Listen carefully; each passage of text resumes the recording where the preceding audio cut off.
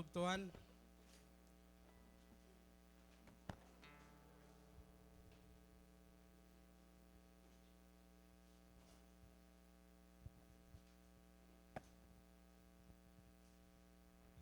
Good morning.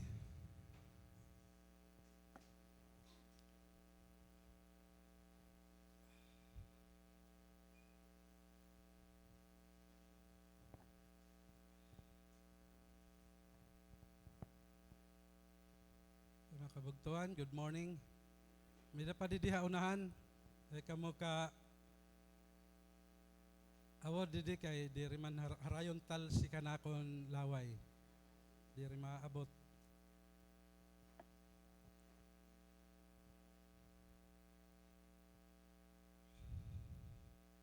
Ipakigreet anay nimo sa pit singa good morning. Morning mga kabugtuhan.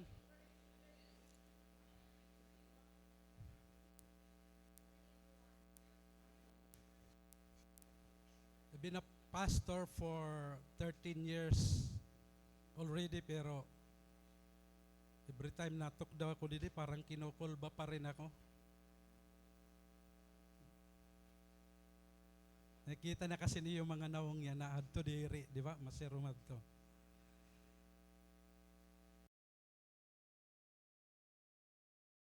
Continue to worship the Lord in the instruction of His Word.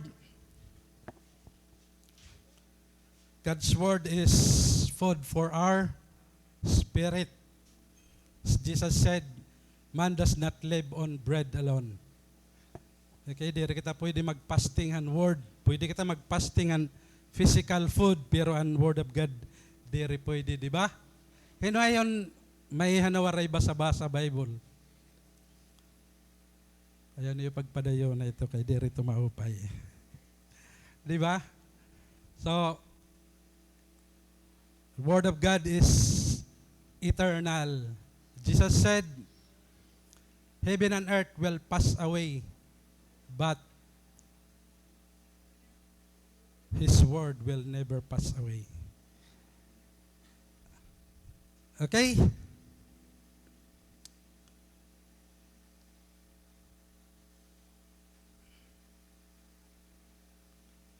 Okay, if you have your Bibles, I would invite you to open it with me in the book of 2 Corinthians.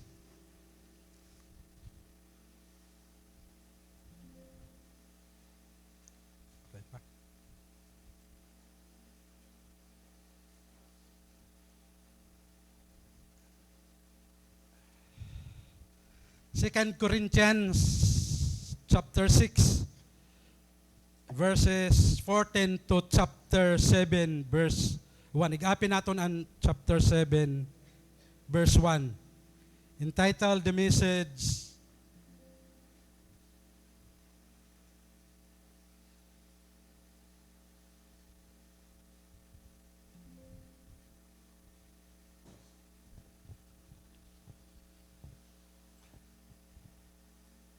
patras ngayon.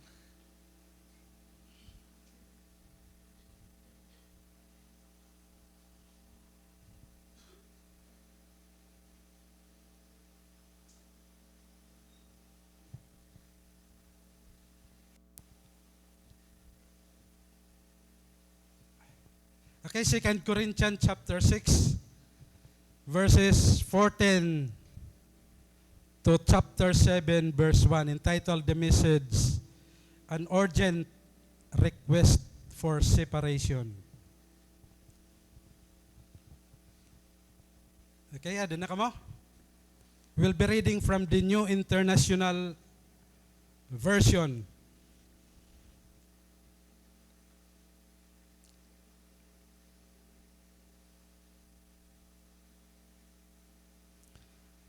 Second Corinthians chapter 6 verse 14.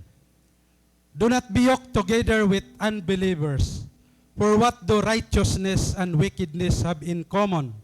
Or what fellowship can light have with darkness? What harmony is there between Christ and Belial? What does a believer have in common with an unbeliever?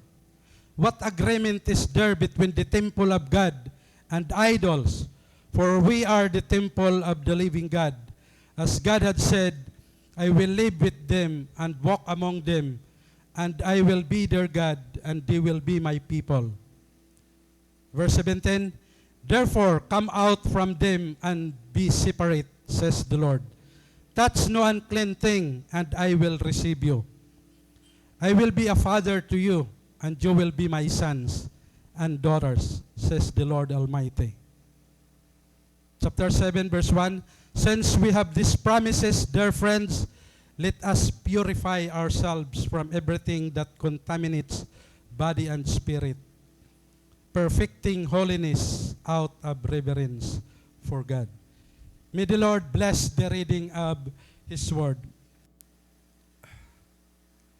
Mga kabugtuan, we are living in a time when connectedness is the role of the day.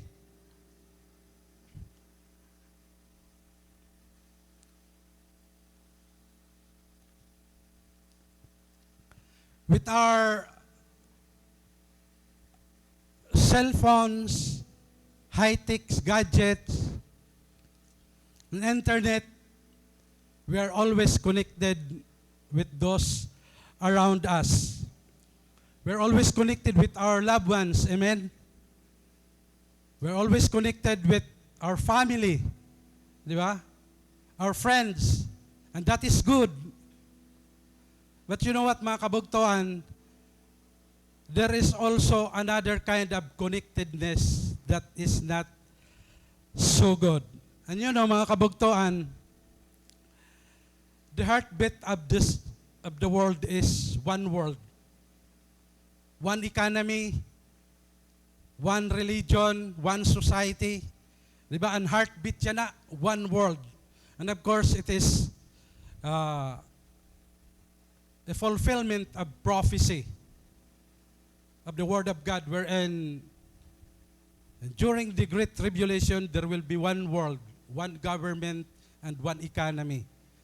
And yan ang kapanahonan, nagtitika one world na talaga, di ba? If you look at the world, because of the internet, kita mo yan na halos yan na mga culture, mga countries nagpopareho na, no? And even ang mga dressing, even language, di ba? Even monetary, di ba? Kung kikitaon niya na haros, usan na lang ang kwarta ang gagamit. Di ba? Dollar. Then language, haros usan na laliwat. Di ba? Widely spoken niya na nga language is English. So nakikita natin talaga nga, ang kalibutan, ang connectedness, aada na talaga dida. Ngan, ang nakakalungkot mga kabugtuan, it is now becoming the heartbeat of the church. And I would like to remind you mga kabugtuan this morning that God did not call us to be inclusive, but exclusive. In fact, we are called to be different from the world around us. Amen? So gintawag talaga kita mga kabugtuan nga iba han mga tao dinhi ha kalibutan. We are called to be different from the unbelievers, from the world around us. Dapat may pagkakaiba talaga han mga believers nganhin unbelievers. Makikita talaga ang distinction, makikita talaga ang pagkakaiba mga kabugtuan. In fact, nasa ring hi Peter,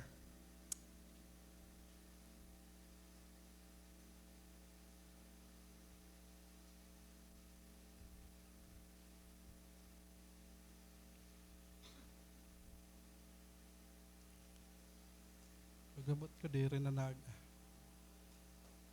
kasi Peter, we are a chosen people.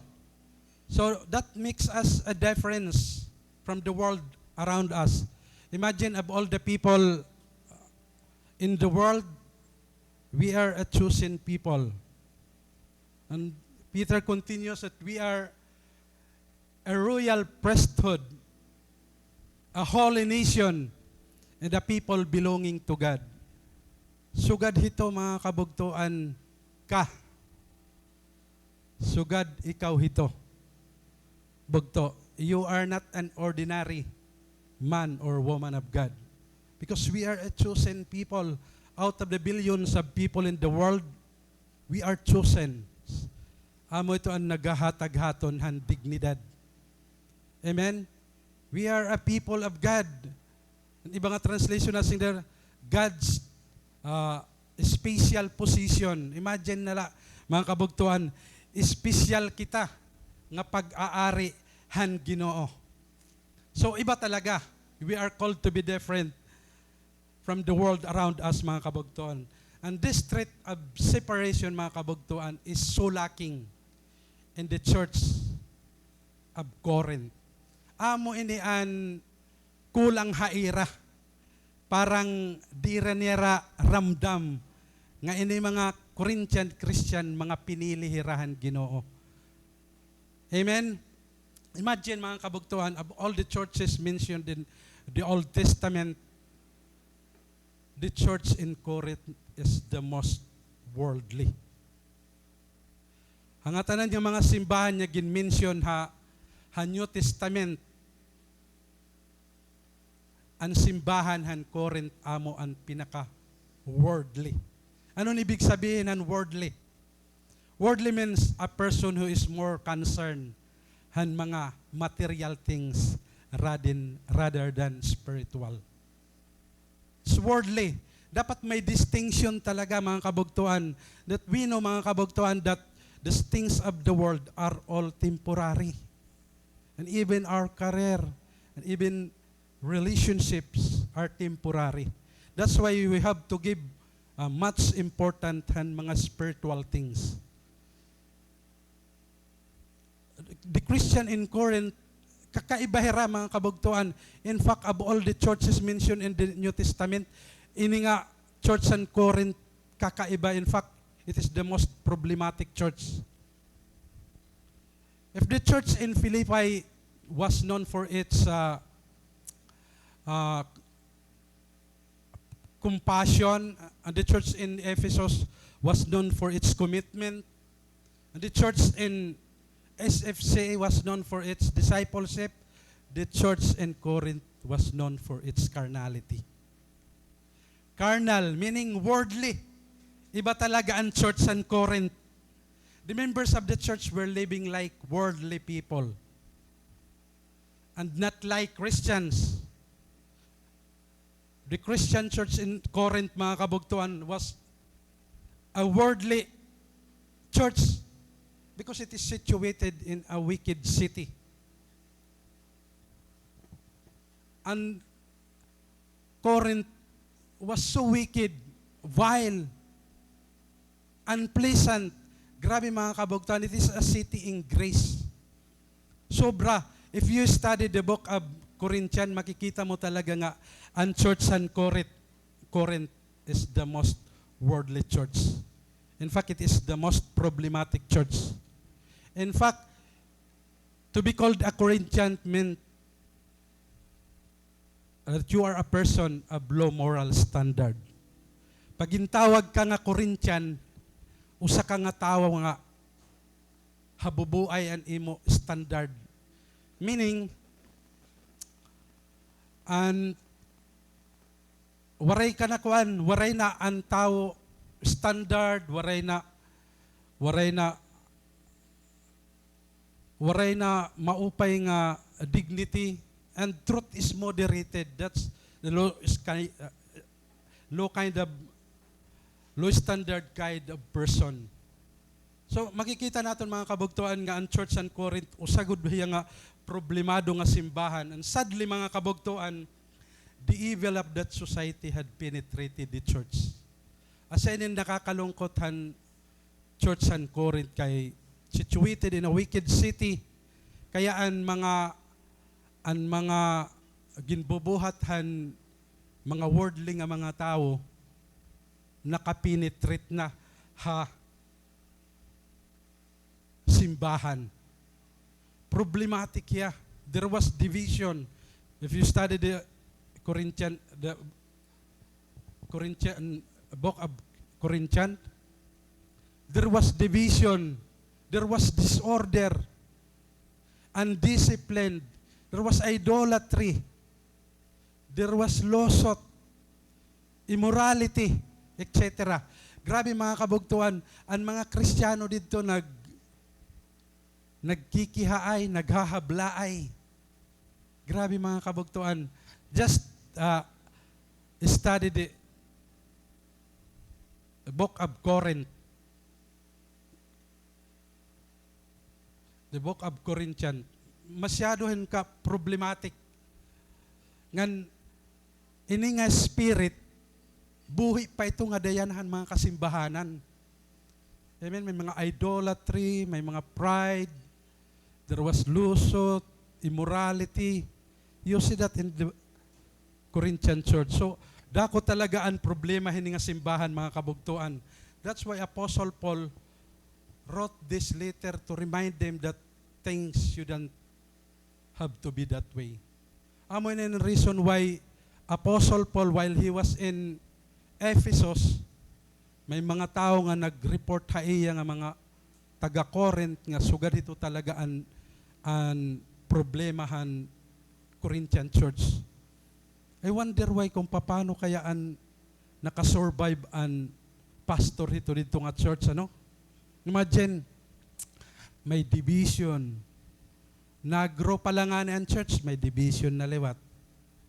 So, di ko talaga ma-imagine kung paano hindi nga simbahan nagpadayon. So,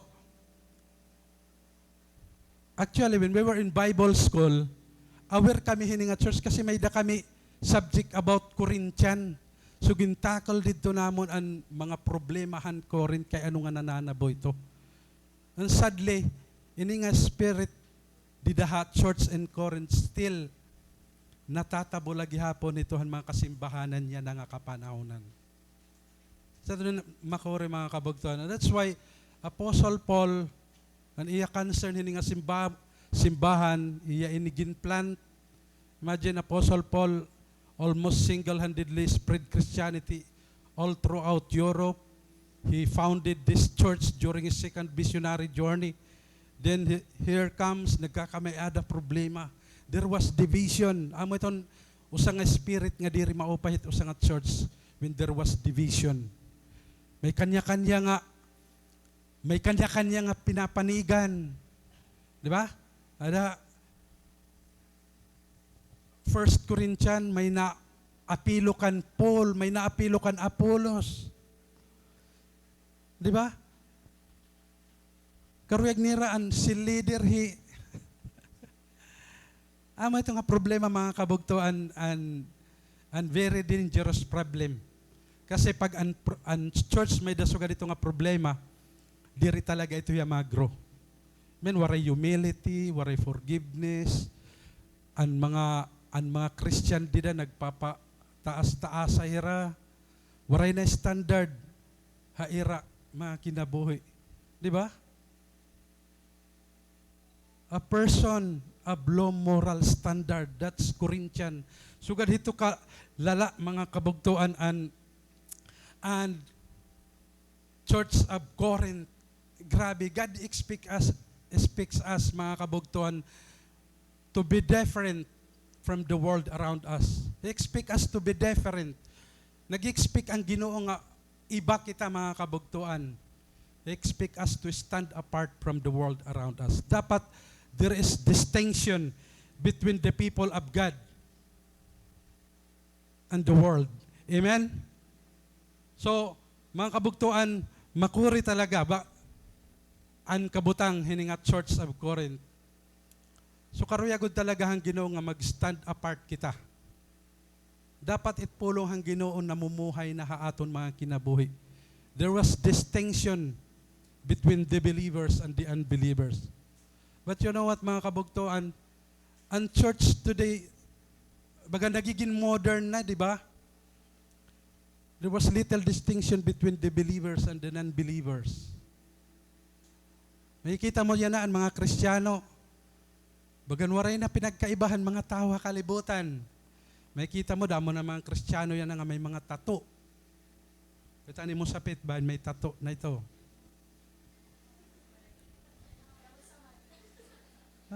Mga I have seen Christians, mga lalaki, especially ha music team, mga haglaba na ang buhok. May mga ariyos na. May nakita na kamo ito? May nakita ko na ito. Adto dito ka, ni pagod kat balogan ng simbahan. There was little distinctions from the unbelievers.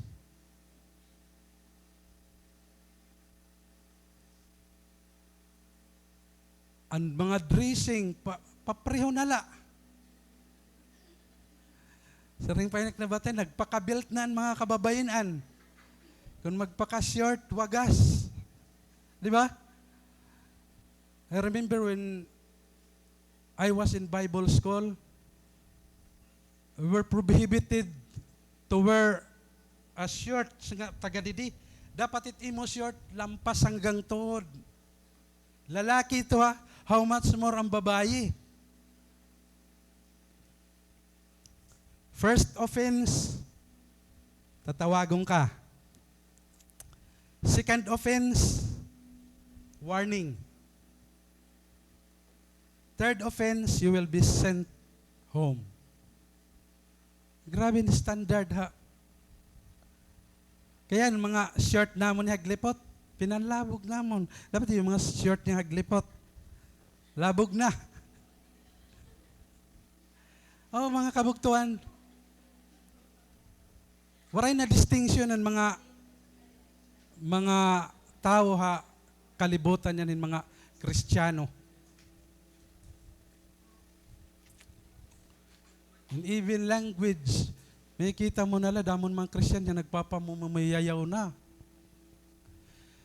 One time, nagpakadto kami ha, siguro mga 5 kami nga mga pastors. Nagpakadto kami ha, usa nga restaurant, do Easy Marias. Mga ngaong kunta kami dito. May nakita namon dito, anak ang pastor.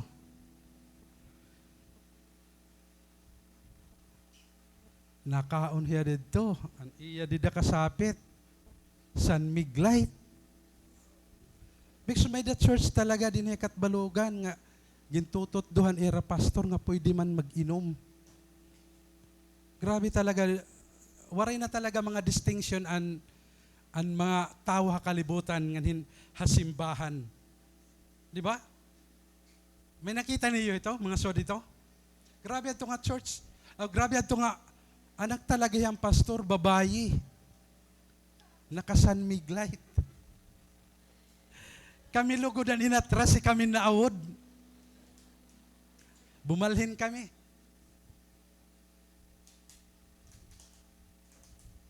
Ay, mga Kristiyano naapihirahan mga pauyagan piyesta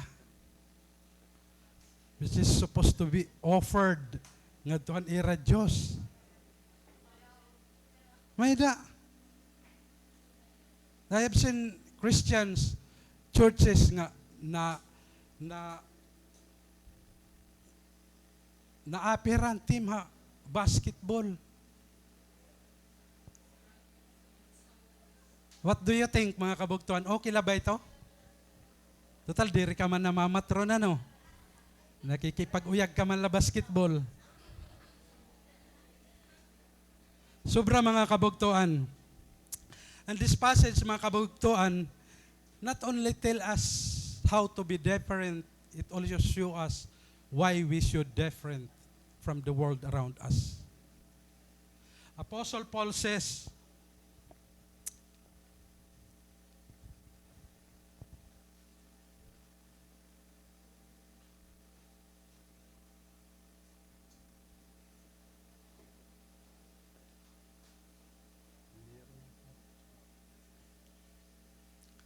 na si Apostle Paul, do not be yoked together with unbelievers, for what do righteousness and wickedness have in common, or what fellowship can light have with darkness?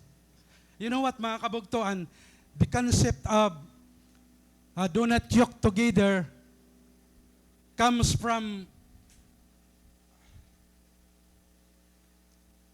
Deuteronomy 22 and Leviticus 9:10.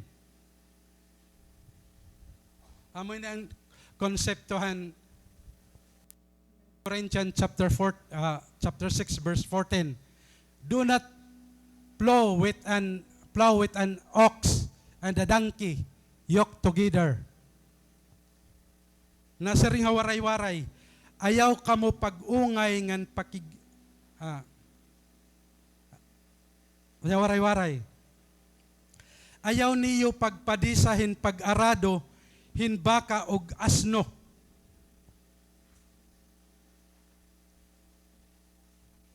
At ano niyo?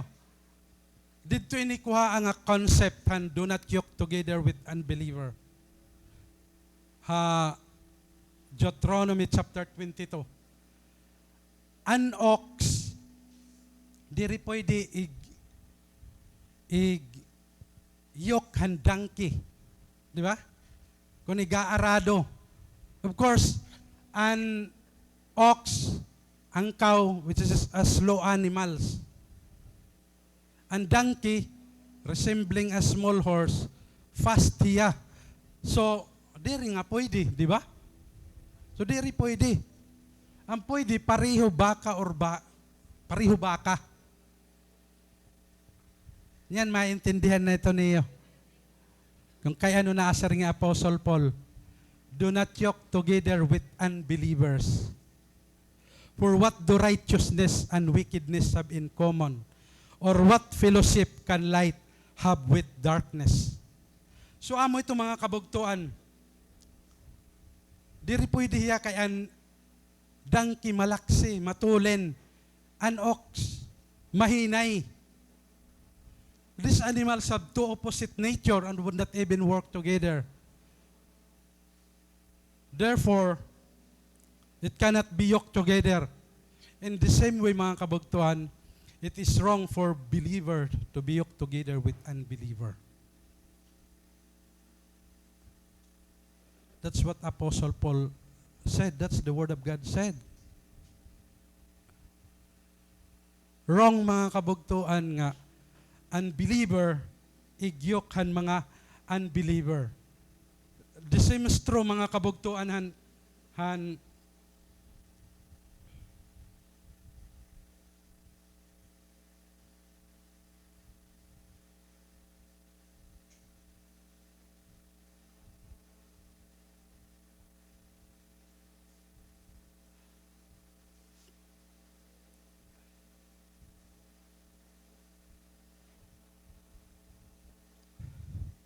amo gihapon mga kabugtan ang Leviticus 19. It says, sir, do not meet different kinds of animals. Tikang lagi hapon ito dito. Diri pwede igmit padison ang magkaiba nga hayop. Limbawa, ang manok nganhin, pato, diri pwede.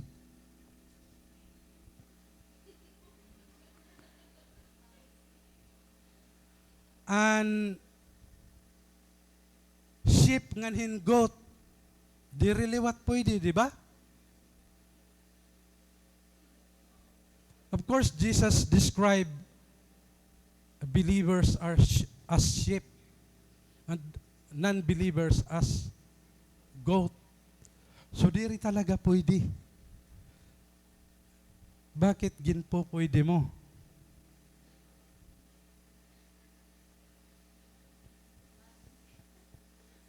Di ba? Ikaw, Jesus describes you as His sheep. Then, ang mga unbelievers was described as the goat. So, diri pwede. Sa bagay, ang hayop nga goat, halata may sungay. Pero ang mga unbelievers, di man halata nga may sungay, di ba?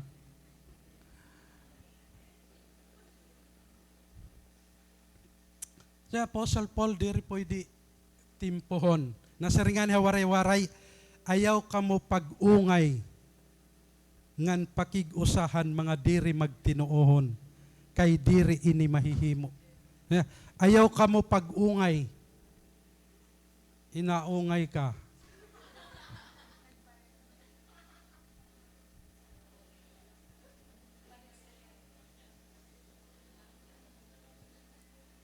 Amen?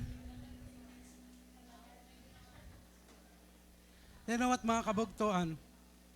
Ini nga command, si Apostle Paul, do not yoke together with unbelievers, for what do righteousness and wickedness have in common, or what fellowship can light have with darkness?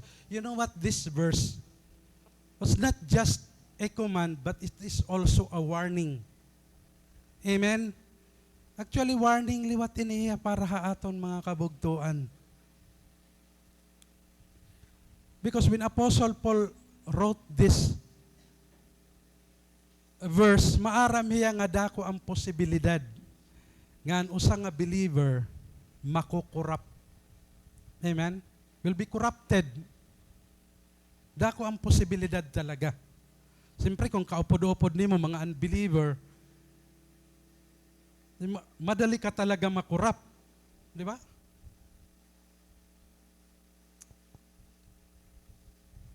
That's why mga kabugtuan, we are encouraged nga dapat ang aton mga kaupod-upod diri mga magtinuohon. Amen? That's why Apostle Paul nasa ringa, do not yoke together with unbelievers. What do righteousness and wickedness have in common? Pwede ba? May daba common denominator and believers nganin unbelievers? That's why Apostle Paul said to the same to the Corinthian Christian. Paul says, do not be misled. Bad company corrupts good character. Kaya mga kabugtuan, dapat iti mo mga upod-upod at mga magtinuohon. Amen? Imo mga upod-upod, mga unbelievers, of course, makukurap ka. Ang imo upod-upod, di rin nagbabasa Bible. Siyempre, di rin kadalalot, matatap ng kanalat, di mawawarayang kalat na pagbasa ang Bible. Ikaw nag-journal ka, imo upod-upod, waray journal. Di rin kaliwat magaganahan pag-abot ang panahon, di kanalat magaganahan pag-journal. So, waray talaga common ang mga believers nganin, mga unbelievers, mga kabugtuan. Amen? Kasi ito, hino din yan may uyab nga mga unbelievers. May or bubulagan na niyo niyan. Bubulagan pala.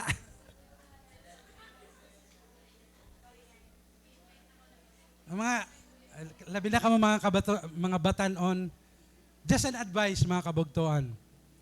May nga na iyo man nguyab nga mga unbeliever. Ayaw dayong paggagad.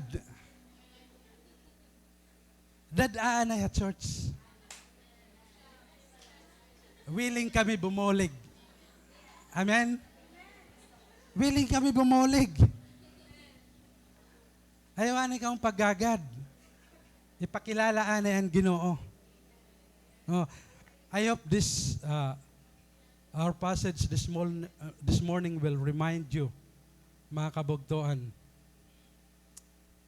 anong imo gagawin. Tapos naruyag ka pa na, nakipag-asawa ka pa. Simpanganin ako na batian, if you gonna marry an unbeliever, you will take Satan as your father-in-law. La?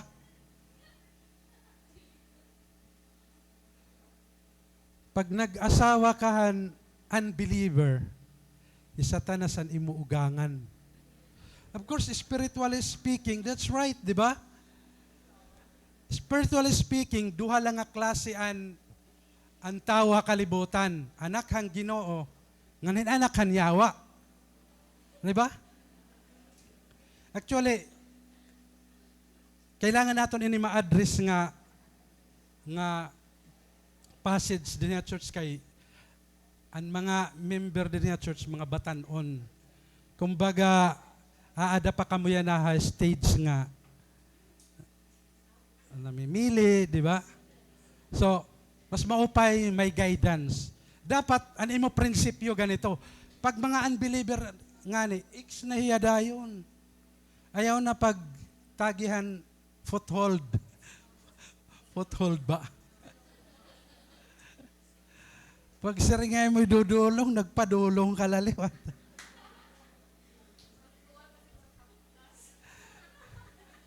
Mabugto.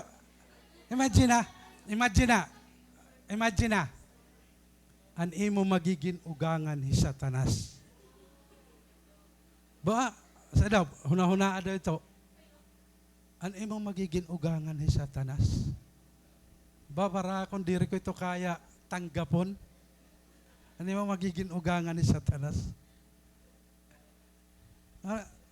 Actually, nabasa ko lang ito dito sa nga book. If you marry ko an unbeliever, you will take Satan as your father-in-law. So, bro, that's why Apostle Paul is right. Never yoke together with unbelievers. Amen, mga kabugtuan? Amen ba? That's why, mga kabugtuan,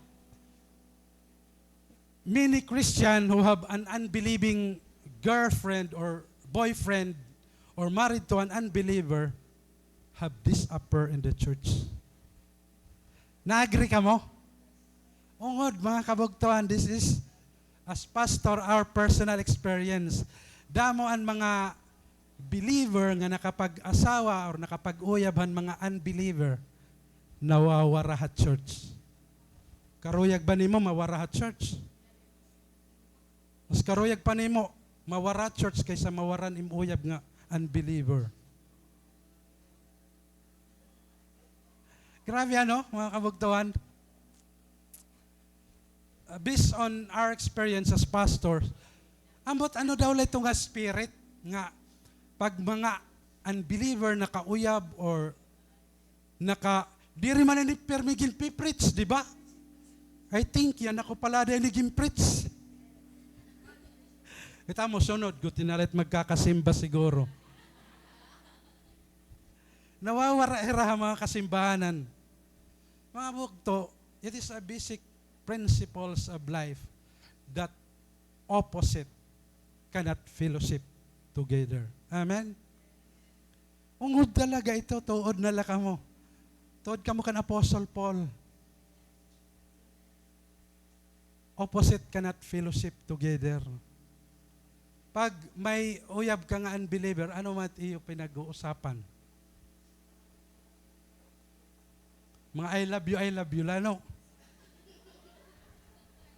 Maray, di gani ka mo siguro diri gani ka mo siguro nag-istoryan. Hay na ni mo journal yan na. Ano, di waray daw ano. Hay na ni mo reading yan na Bible. Nagdi-devotion ka pa. Waray, di ba? Ibaan mga ginor istoryahan mga. I tell you, siyempre, kami nakapag-asawa na kami mga believer. So, maram na kami ito namon or istorya. So, this passage is a warning for all of us nga it's so difficult. Mga kabugtuan, it's worth to follow Jesus. It's worth mga kabugtuan. Kaupay nga ibaan imo kinabuhi nga may dakagin susundan nga standard han imo kinabuhi. And that's the word of God. Amen. Tapos there comes may mga decision ka kinabuhi nga you know han pag-alagad mo Ginoo amo ito ni pinaka greatest decision that you have ever made. Yet nag-uyab or nag-asawa ka han unbeliever. Amo naman itong pinaka worst decision that you have ever made. Amen. So Apostle Paul kita alam mga kabugtuan prinsipyo talaga ito han kinabuhi nga an opposite diri talaga pwede magka-fellowship. Pwede ka mo magsubuay siguro ang pagkaon. Pero damo nga mga bagay ha iyo married life ha iyo relationship nga diri talaga kamo magkakasundo. Imagine pag Sunday church ka, an imuuya ba adto haluyo?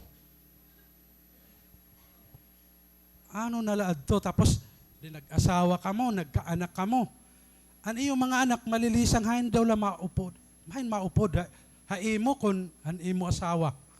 Di ba? Sumakuri talaga. That's why basic talaga itong principles of life. Nga opposite does not fellowship together. That's why Apostle Paul encouraged the reader of this book, the Corinthian Christian, nga never yoke to the unbelievers. Take note, mga kabugtuan, and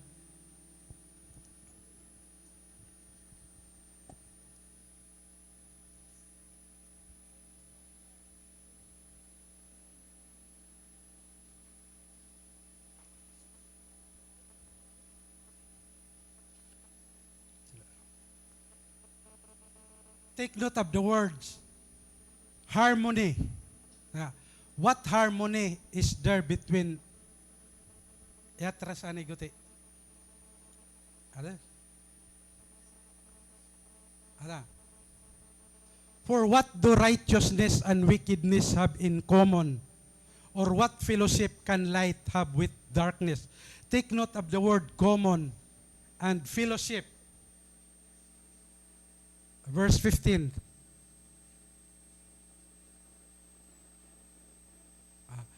What harmony is there between Christ and Belial? What does a believer have in common with an unbeliever? Verse 16.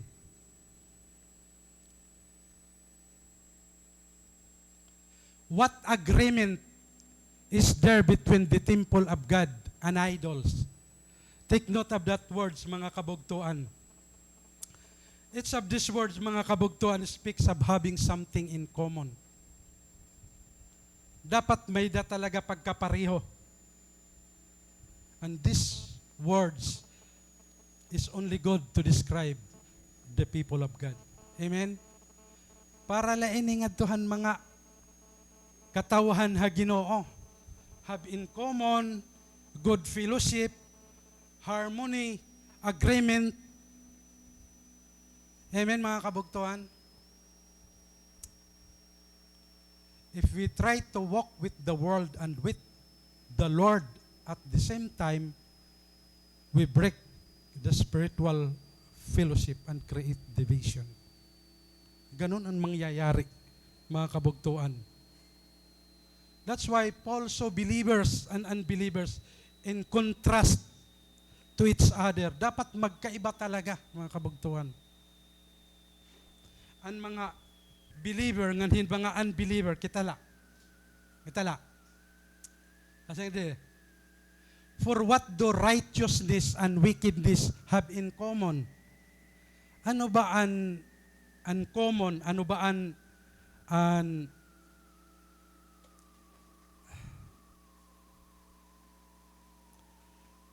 ano ba ang common? Ibig sabihin, customary.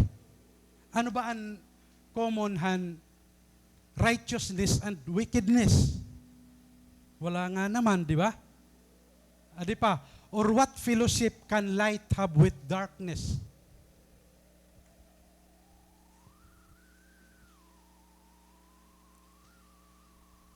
Pwede ba magkatimpo? Nasa ring hawaray-waray.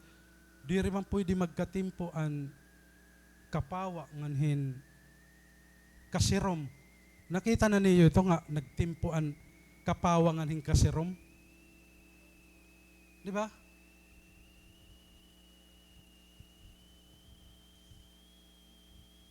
Verse 15, nasang didi. What harmony is there between Christ and Belial? Ano harmony means oneness, di ba? Ano ba ang oneness between kan Kristo nga ni Belial? Belial is an Old Testament name for Satan.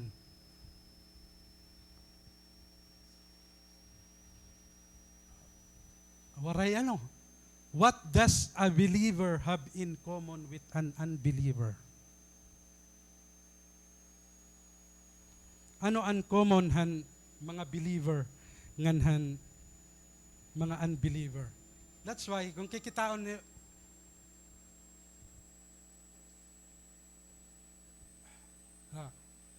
what agreement is there between the temple of God and idols? Di rin man pwede han templo han Ginoo nga hin idols pagtimpuhon. May dala simbahan niya gintitimpo. Pero di rin talaga pwede pagtimpuhon. And the Word of God says, for we are the temple. For we are the temple of the living God.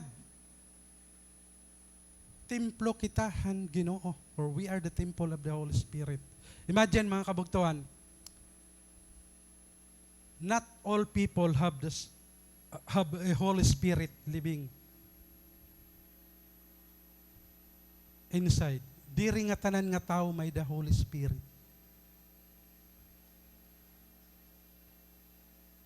Otrohon ko diri, the Spirit of God is living in the lives of His people, and not all people have the Spirit of God. Diri nga tanan nga mga tao may da baraan nga espiritu, because the Holy Spirit lives in the lives of His people. Ikaw may da ka baraan nga espiritu, pero imo partner waray. So ano ang iyo common? So waray talaga. Kaya nga ni makurigod talaga. Akong talaga prinsipyo, nag-asawa ako at the age of 50. Imagine kay dirito niyo kaya 50 na ka mo makakapag-asawa. Imagine, ako nito prinsipyo nga, pag mga unbeliever, na ito gidaan na akon. Prinsipyo ko talaga ito. Kaya inabot ako ng 50. Hindi rin naman siguro liwat. Pero akong ko talaga ito prinsipyo. When I become a Christian, waray talaga ako naging girlfriend nga unbeliever.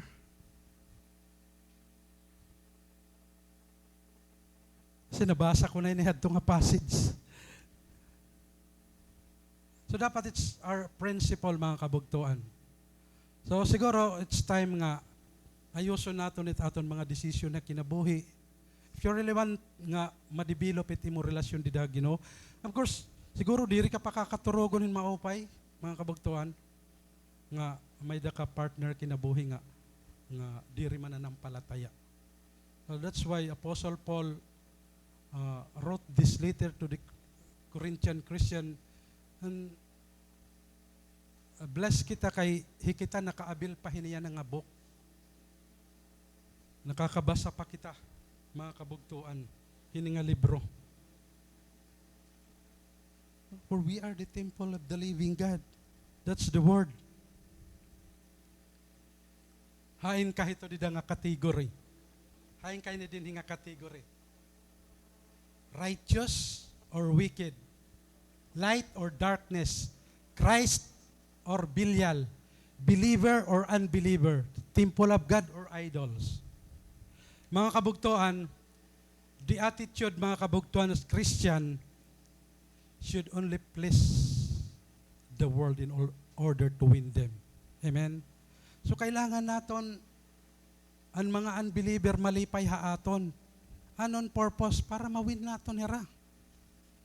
Diri nga makitimpo kita dito nga ikitaan madara. No. That's the attitude dapat han Christian. You have to please the world in order to win them. There will be a separation from sin. Amen, mga kabugtuan? This does not mean isolation or retreating from the world. Di rin ang ibig sabihin nga ma-atras ka na kalibutan. Of course, may mga group of people who build a monastery dito ha mga kabukiran. An era purpose para diri ko hera ma-contaminate hang kalibutan. That's wrong. The word holiness, ibig sabihin, kung paano ka namuhay hanhuli in spite na naada ka kalibutan. That's holiness. Kaya malanera interpretation nga, the bold monasteries, para diri hira makontaminate kunuhan kalibutan. That's not what the Word of God says. So habang ani pa kita kalibutan, ang aton talaga purpose, mawin naton ito hira. Amen mga kabugtuan? So, dire ibig sabihin nga, adto ka nalaligid, pag nauli ka nga ito iyo balay, adto di ka nalugod nakakaistorya. Adto ka nalasulod, adto ka nalayo kwarto, tapos nangangaon nga ni kamo, di ka na nagyayakan-yakan. Ba, may na ito problema talaga mo. Kasi nasir ni Apostle Paul nga, do not yoke together. Amo ba na mo pagkasabot? Take note mga kabugtuan, the attitude of Christians should only please the world para mawin naton hira di Ginoo. Amen? So, dire ibig sabihin mag-inupod-upod ka la talaga. Ano? So, magiging danger ito dida pagka ikaw naan makurap. May nga ni kasabihan, okay la kunoan baloto nga adto kuno ha water. Okay la. Pero problema kuno kun an tubig kuno adto na kunuhan boat. Diba? Okay la kuno, it's fine kuno for a boat to be in water, but for water to be in the boat, that's bad. Diba? So okay la nga ada ka kalibutan, pero diri ka dapat, baga, ibig sabihin, pwede ka makisama, wag lang makisama. Magkaiba ito. Amen? So, dapat, we really have to exercise self-control. Hindi nga passage, di rin na ibig sabihin nga, mag-retreat na kita, or make isolation from the world around us. No, it's not. Naton purpose nga mawin naton ito nga mga tao nga waray pa di Ginoo. Amen ba mga kabugtuan? Kung an imo boyfriend or girlfriend waray pa di Ginoo, win them to Christ. Amen. Mas madali man talaga mga kabugtuan. Uyab pala nga ni madali pa ito. Amen. Mas madali pa kung uyab pala. Makuri kung asawa na talaga. Okay ba? May mga uyab dida. Pag uyab pala, madali pa ito dado na Ginoo. So, ayaw na lahulata nga asawa mo na, makukurian ka na talaga, mga kabugtuan. Kita niyo mga kabugtuan, ang downfall, these are the downfall of a Christian. Take note of the downfall of the Christian. Friendship with the world, love for the world, and conformity to the world. Memorize this. Downfall inihan sa nga Kristiyano.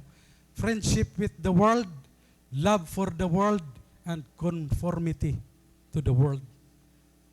Nasa rin man James. Hey James, yeah.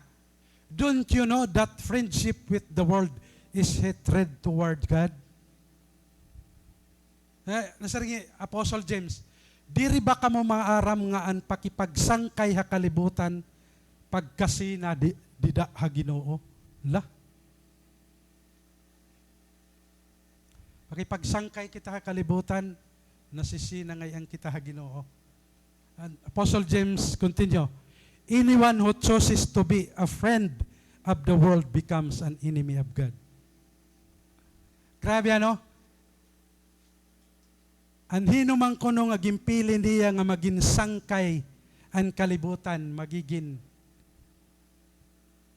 kaaway ang Diyos.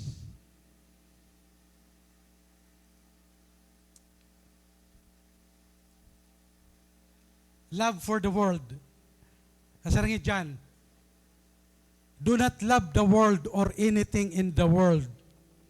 If anyone loves the world, the love of the Father is not in him. Grabe mga kabugtuhan. Of course, this is a command. Kasi nga Bible, do not love the world or anything in the world.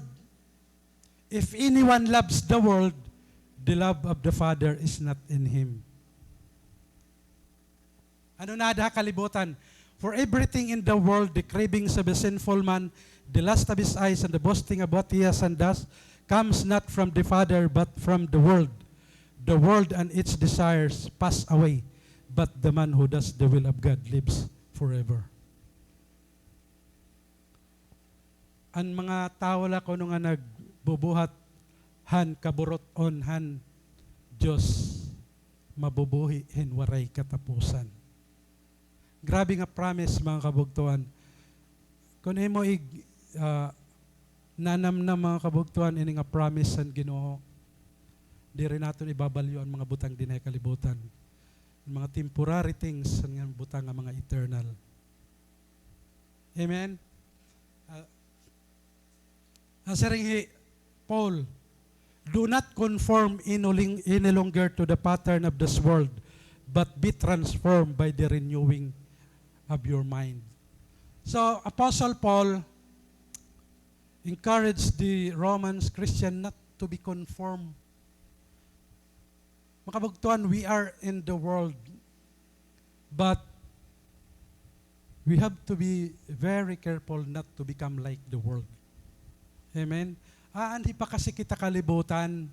So, natong passage siya na Apostle Paul nag-remind ini not only to the Corinthian Christian, but also to all who follow Christ. This is a reminder for us mga kabugtuan. Actually, damo talaga ang mga passages nga magre-remind aton, mga kabugtuan, not to be conformed with the things of this world, mga kabugtuan. Damo ang mga passages sa Bible nga magre-remind aton. That's why God commands His people na saringan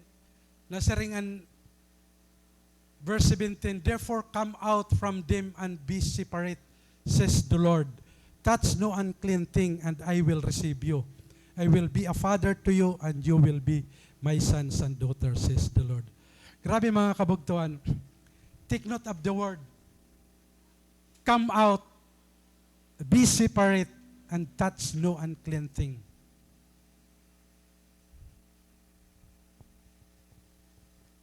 Come out implies kuan hiya mga kabugtuan and karuyag signon nag-i-imply ito yan definite nga action mga kabugtuan. Come out from there and be separate. Be separate means separate from sin unto God. Touch no unclean means it's a warning against defilement or corruption, mga kabugtuan. If you analyze these verses, kita lang mga kabugtuan, may dahiya dida, kikita na may dahiya dida, tulong nga command. Come out, be separate, touch no unclean thing. That's the command. So if you study the Bible, you really have to look for the command. Come out from them and be separate.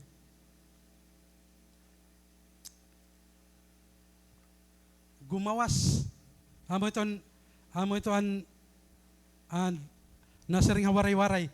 Kinahanglan bumaya kamo haira. Ngan lumain kamo haira. Grabe ang waray-waray. Kinahanglan bumaya kamo haira. Ngan lumain kamo haira. Ayaw kamo paghilabotin maghugaw ngan kakarauton ko kamo. Take note of the commands and also take note of the promise. Ito ang promise. I will receive you. I will be a father to you. And you will be my sons and daughters. Grabe kung may command, may promise man liwat, mga kabugtuan. So, grabe, if you study these verses, may kita mo, grabe man talaga ang promise ni Lord. Kaya man udog naton mag-come out, That's the Apostle Paul, come out from them. Ano ibig sabihin? Bumaya kamutikang hamanga, diri mananampalataya. Be separate. Lumain kamo. Be separate. Touch no unclean thing, of course. It is a warning against defilement, mga kabugtuan. Of course, mga kabugtuan, Christian today do not contact spiritual defilement by touch. But the principle is still the same, mga kabugtuan. Amen? Pareho kunuhan skillful nga physician, we must practice contact without contamination. Amen? Ang mga medical nga mga tao, naiintindihan ini. Practice nato ng contact without contamination. Di kita kalibutan, di ba? But we must be careful not to become like the world. Amen, mga kabugtuan? We must not associate with that which will compromise our testimony or lead us to disobedience. Amen, mga kabugtuan? Mga kabugtuan, ginahangyo ko ka mga magkatok daw. Mga kabugtuan, if you desire to live a godly life, if you desire to live a separated life, you will be persecuted. God's command of separation is found throughout the Bible, throughout the Scripture.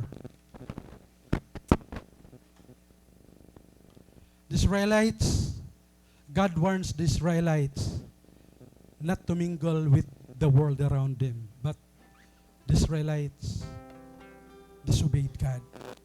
Mga kabugtuan, Israelites people before they entered the promise that God had promised to give them, they were warned not to mingle with the pagan nation around them, and promised the Lord and land of Canaan as their inheritance.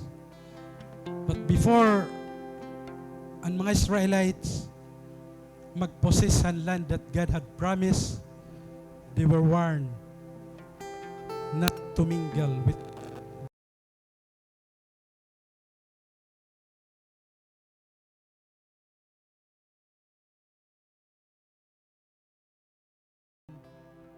the Israelites disobeyed the Lord. In fact, they intermarry the pagan nations around them. Ano ang resulta, mga kabugtuan? Look at the result of the Israelites people's disobedience. They disobeyed the Lord. Ano ang resulta? Ira. God allowed them to be conquered by their enemy nation. Southern kingdom was conquered by the Babylonian, and the northern kingdom was conquered by the Assyrians. And God allowed them to be conquered. Siguro, mga kabugtuan, di rin na kita makonquer ng mga Babylonian o mga Assyrians. But the same is true, mga kabugtuan. Aton mga kinabuhi na. We are a spiritual Israelites. We are warned by God, by the apostle, by the good apostle, not to mingle with the world around us.